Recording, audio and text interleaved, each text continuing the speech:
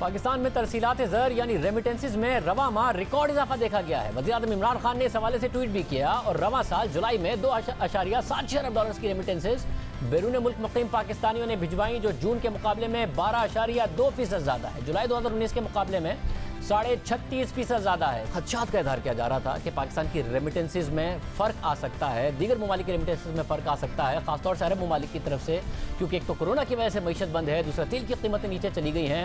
तो क्या ये वन टाइम है या मुस्तकिल बुनियादों पर पाकिस्तान की रेमिटेंसेज में इजाफा हुआ है? माहिर मईशत खुर्रम हमारे साथ मौजूद हैं। खुर्रम साहब बहुत शुक्रिया। साहब, आप समझते हैं एक परमानेंट इजाफा है या आपको ये वन टाइम लग रहा है, 2-3 महीनों बाद पता चलेगा असल में?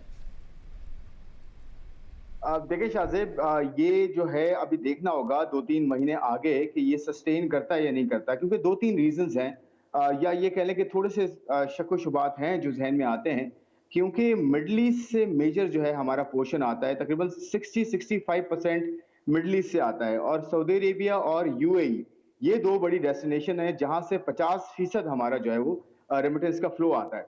तो अगर यहाँ से फ्लो बढ़ रहा है तो उसके 2-3 रीजंस ही हो सकते हैं, क्योंकि देखिए ना वहाँ पे इनकम बढ़ रही है, ना वहाँ पे जॉब्स बढ़ी है, इनफैक्ट जॉब्स नीचे आई हैं। क्यों? क्योंकि मिडल ईस्ट में, खास तौर पे यूएई की अगर इकोनॉमी की बात करें, वहाँ पे ऑयल का जो इकोनॉमी है, वो अगर दुबई की हम बात करें, दुबई सिर्फ 5% है ऑयल का। और अगर दुबई की आप दूसरी ट्रेड बात करें तो उसमें तकरीबन कोई 95% जो है वो ट्रेड, टूरिज्म एंड ट्रैवल, यहाँ से रेवेन्यू आता है। और देखें, इसमें सबसे ज्यादा जॉब लॉसेस हुए हैं। 2 लाख जो है वो इंडियन वापस जा रहे हैं, 80,000 हमारे कॉन्सुलेट जनरल के हिसाब से वापस आ रहे हैं, और इतने ही कुछ बांग्लादेश में वापस लोग आ रहे हैं। तो 2 रीजन हो सकते हैं, एक तो जॉब लॉस, दूसरा जो है हवाला हुंडी।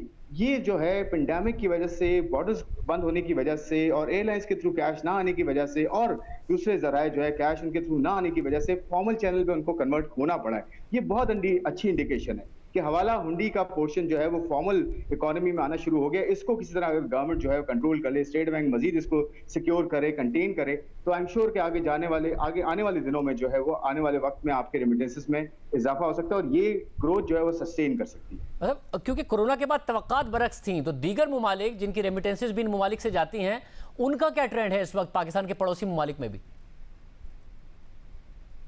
देखिए, बांग्लादेश की अगर आप बात करें तो बांग्लादेश भी तकरीबन कोई 10 मिलियन जो है बांग्लादेशी इस पूरी दुनिया में है, और मेजर पोर्शन उनका जो है यूएई और सऊदी अरेबिया में है। इसी तरह इंडियंस की बात करें तो इंडियंस भी 17.5 मिलियन जो है पूरी दुनिया में है। मेजर पोर्शन जो है 40 लाख इंडियंस जो है वो सऊदी अरेबिया और यूएई में है, 27 लाख पाकिस्तानी सऊदी अरेबिया और यूएई में है। इसी तरह तकरीबन 15 लाख बांग्लादेशी जो है यूएई और आपके सऊदी अरेबिया में है। तो यहाँ से वापसी हो रही है। और आप बांग्लादेश का अगर नंबर देखें तो शाहजेब, ओवरऑल अगर आप पिछले 2 महीने के नंबर्स देखें, 60% ग्रोथ वहां पे भी रेमिटेंसेस में आई है। तो और एक और चीज मैं आपको इंटरेस्टिंग बताऊं, पाकिस्तान, बांग्लादेश, इंडिया, ये जो सब कॉन्टिनेंट है, यहाँ पे हुंडी हवाले का काम बहुत ज्यादा होता है। क्यों होता है? क्योंकि इनकी सबसे ज्यादा डायस्पोरा जो है वो बाहर है। और एक और वजह यह है कि ब्लू कॉलर वर्कर्स सबसे ज्यादा हैं इन तीनों ममालिक के। जब ब्लू कॉलर वर्कर्स होते हैं, उनको इतनी अंडरस्टैंडिंग नहीं होती, वो किसी तरह भी जो है वो बैंकिंग चैनल्स को यूज नहीं कर सकते, और फिर वो हवाला हुंडी के थ्रू भी भेज रहे होते हैं। उनको पता नहीं होता ये गलत काम है, लेकिन वो आ रहे होते हैं इसके थ्रू पैसे।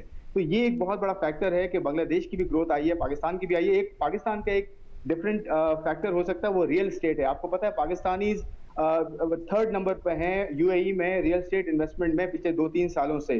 तो हो सकता है कि जो एमनेस्टी की जो है इस वक्त बात की गई है, जो अनाउंस की गई है, उस सिलसिले में भी बाहर से जो है वो कंस्ट्रक्शन का पैसा यहाँ आ रहा हो, और हमारी रेमिटेंसेस में वो एक्चुअली ग्रोथ में नजर आ रहा हो। तो सस्टेन कर सकती है growth for few months, but eventually जब ग्रोथ आपकी इकोनॉमीज में आएगी, ब्लू वर्कर वहां जाके काम करेगा, फिर पैसे भेजेगा, तो नेचुरली लॉन्ग टर्म के लिए रेमिटेंसेस सस्टेन होगी। अदरवाइज ये शॉर्ट टर्म हो सकता है। बहुत शुक्रिया।